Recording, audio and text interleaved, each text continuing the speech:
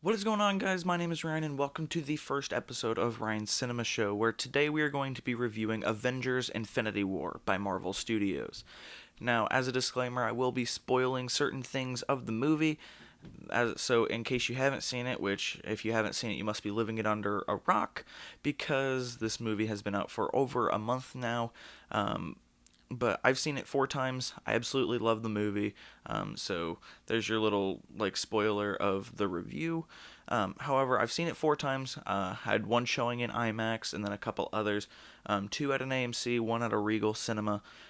So I get the full grasp of what this movie is, how it was shot, how it was taken care of, and overall, I really, really love the movie. So going on in right from the very beginning, the one thing that I was worried about is how Thanos was going to look on screen. Is he going to look too CGI? Is he going to look too goofy? But Marvel Studios has definitely done a really, really good job playing Thanos, portraying Thanos, and my God, Josh Brolin, I love you. You did such a good job with this character. Thank you for a really good portrayal. In case you're watching this, you probably never will, but that's okay. So uh, I loved Thanos. I think that the movie's definitely titled Avengers Infinity War. However, this is more of Thanos Infinity War. Because Thanos obviously has the most screen time. If you've seen the movie, you really get the full grasp that Thanos has the most screen time, and I think that's rightfully so. I think that's why many are saying that he is the best villain that Marvel Studios or the MCU has ever had, and I would argue that he's the best comic book villain of any comic book movie, at least that we have right now. In June of 2018, I think he's better than Heath Ledger's Joker. I think that he's overall a really, really good villain. I think that he's fleshed out very well.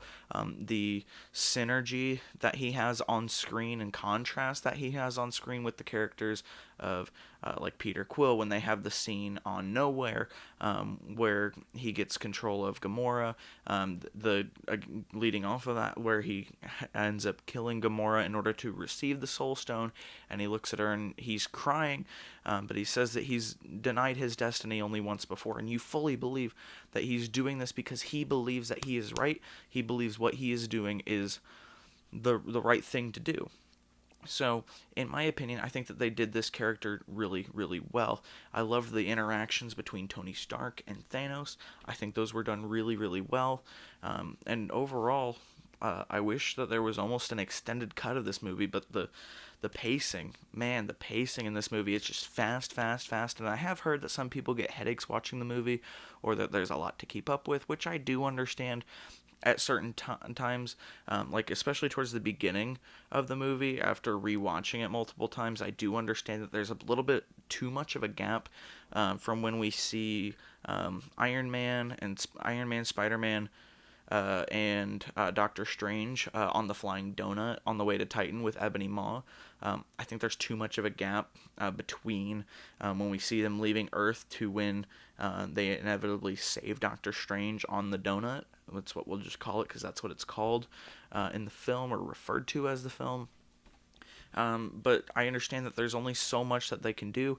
There's so much that they have to keep up with because we've got stories happening on Earth. We've got, well, Earth in the U.S. with New York, and then there's the ones in Wakanda. Then there's the Guardians of the Galaxy and Thor, and how everything meshes together. And then on top of that, Thanos is everywhere. The children of Thanos, which were executed really, really well. They didn't get too much screen time, but they got enough to where you understood them as a threat. You understood what they were, which was really good.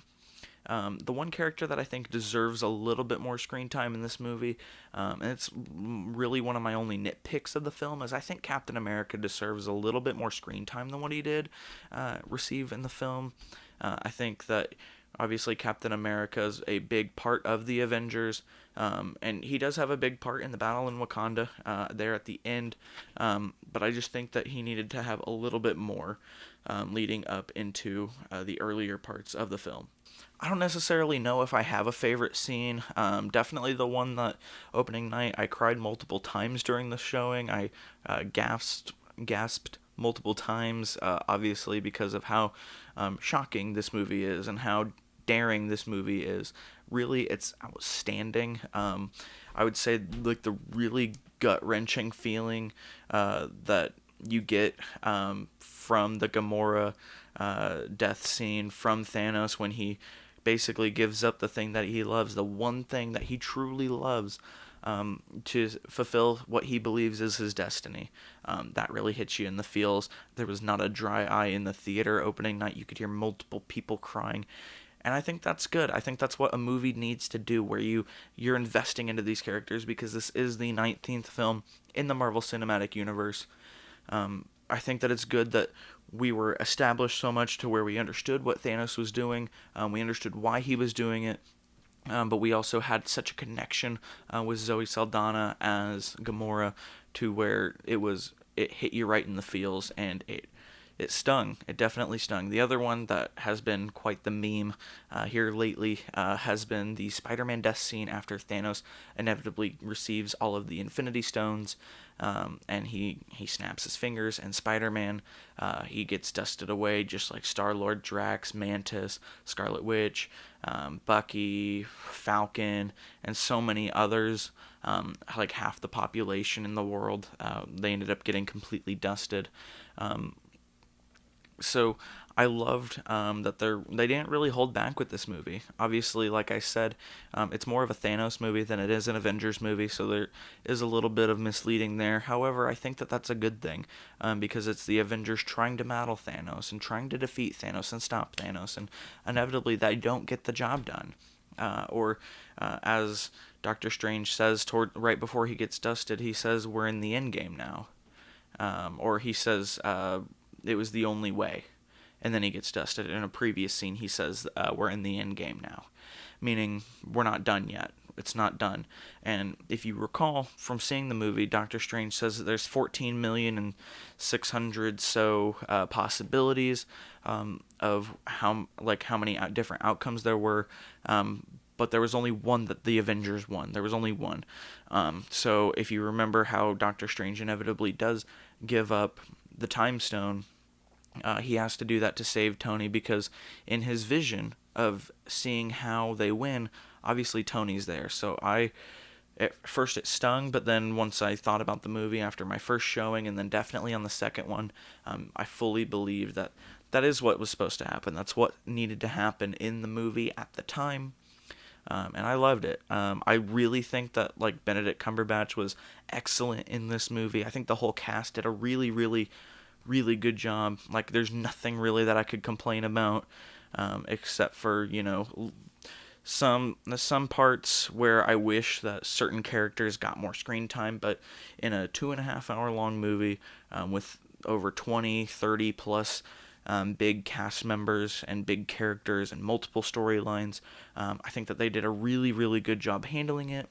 I think they did a really good job explaining who Thanos is and building Thanos up, not only in this movie, but from all the way back in 2012 when we first saw him at the end of the Avengers movie, in that post-credit scene where he just turns around, looks at the camera, and smiles. And then we see him again in Guardians of the Galaxy and Avengers Age of Ultron. But then we don't really see him fully fleshed out or anything until this movie, and definitely the hype was worth it in my opinion. So if I had to give it a rating, I'm going to give it a 9 out of 10 Infinity Gauntlets. Let me know what you guys think of the movie. This has been my quick review, and also, side note, this is 100% a test video, but it is going to go out online, so if you want, leave feedback down below. Let me know what you guys think, and I will catch you guys in the next review. Let me know, do you want to see Deadpool, Solo, something else? Let me know. I'll see you next time.